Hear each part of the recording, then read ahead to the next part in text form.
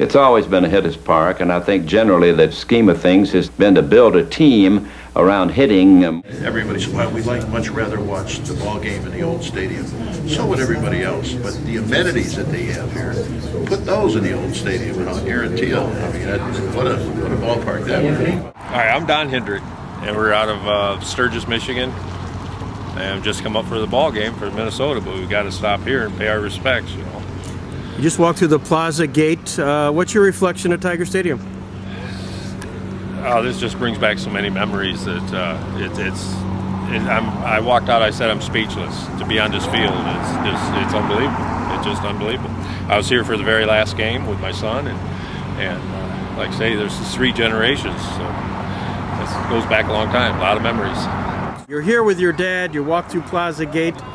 You are Tiger Stadium.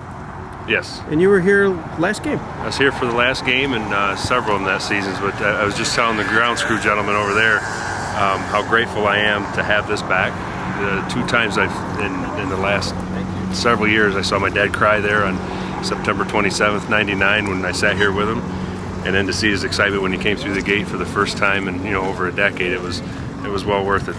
The memories and how important this place is to me it's more than I can describe to you. My first memory as a little kid is walking out in the upper deck, and as you walk across those catwalks, and the whole field opened up in front of you, and the blue with the green and everything, and it was amazing to me. And especially when you saw it from outside, you never expected that it would look so perfect inside. So I think just the field more than any single player.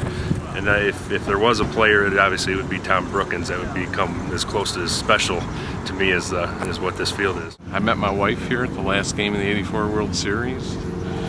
I used to take the bus here when I was a kid and walk down Trumbull and come to all the games. So tell me about meeting your wife here. How did that happen? I had, my roommate had an extra ticket, and a friend of mine had an extra ticket that he gave to his sister, who is now my wife.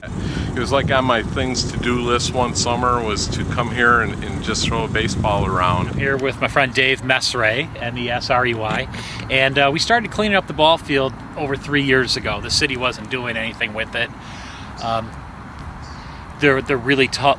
Grass is really tall. There are weeds everywhere. It was 9.5 acres just covered with garbage, and we decided to do something about it. The city didn't have the resources, so we figured, well, we got a mower, we cut the grass, we have rakes, we have friends who will help out. So we started restoring the field, and when we started, the dirt infield was filled with weeds. We had to dig up the whole thing, the baselines and everything, and slowly we turned it back into a ball field again, and the field's been looking better each year, and it's kind of turned into a tourist attraction. We have so many people coming down to visit the park every day, and it's been a labor of love. We started out just coming to honor the history of the ballpark as we knew it, and to help maintain one of the city's jewels. You know, as everybody knows, the city of Detroit is strapped for cash. They don't have the finances to keep everything up. I mean, the Tigers were keeping up the field for several years after they left, but the fund for that ran out, and eventually they demolished the stadium in 2009.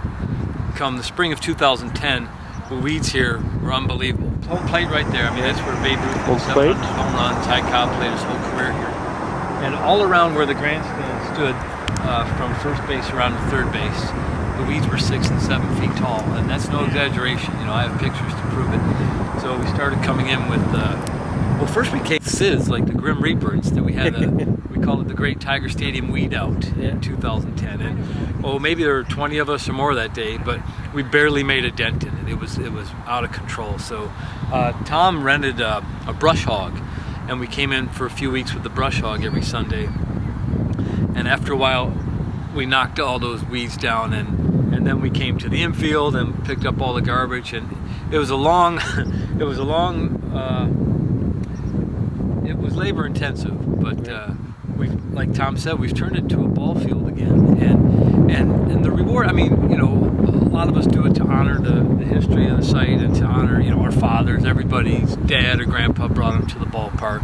I remember my very first game here. I don't remember specifically my first game, but when my mom was 5 months pregnant with me in the fall of '68, my parents were here the night the Tigers beat the Yankees to win the pennant. And I was in the womb. I couldn't see a damn thing.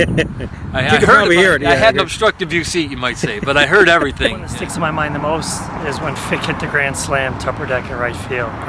The whole place shook. Number 25. Remember, Al told him he'd hit a home run today. Oh! And he did! There she goes! And it is on the roof!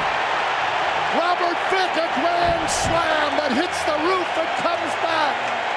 K-Line called it. Oh! How do you like that? Look at these flashbulbs. What a moment.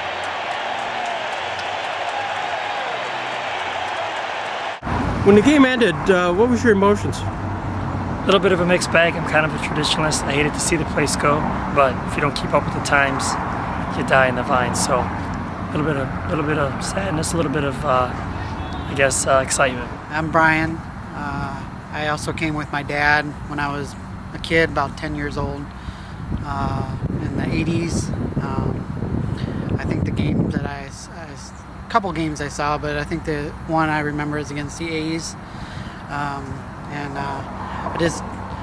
I grew up watching Alan Trammell and Lou Whitaker and Darrell Evans, Jack Morris. Who am I speaking with? My name is Tom. Hey, Tom. How are you? Good. As you walk through Plaza Gate, what's your emotions?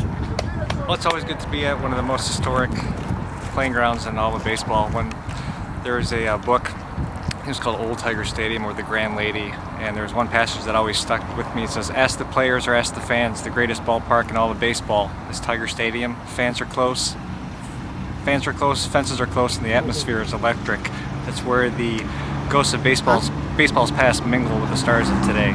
So that I always thought it was great, because everyone from Ty Cobb all the way up to present stars, you know, got to mingle at Tiger Stadium. So it's been really hallowed ground to be here. Doing it now, the reason we keep coming back here every week is to give families and kids to come out and be able to play ball here, where Babe Ruth and Ty Cobb and Hank Greenberg and Willie Horton and Cecil Fielder and Lou Whitaker and Alan Trammell, all the greats, and my personal favorite, who lit up the nation right here on this mound in the summer of '76, Mark the Bird Fidrich. May he rest in peace. I mean, the bird was the word, not just here in Detroit, but all across America in the summer of '76. And people just love to come here from all over America. We've got a guy who was here last summer who came all the way from Norway just to stand on the field where Ty Cobb and Mark Fidrich and Willie Horton and everybody played. And we love to just keep it up so people can come and enjoy the field. It's great to see kids run the bases and their parents just stand here and watch fathers and sons and grandfathers and grandsons and granddaughters and grandmas. And one other thing I'll add, there have been more than one person who's come and scattered the ashes of a loved one here at first base and second base on the pitcher's mound.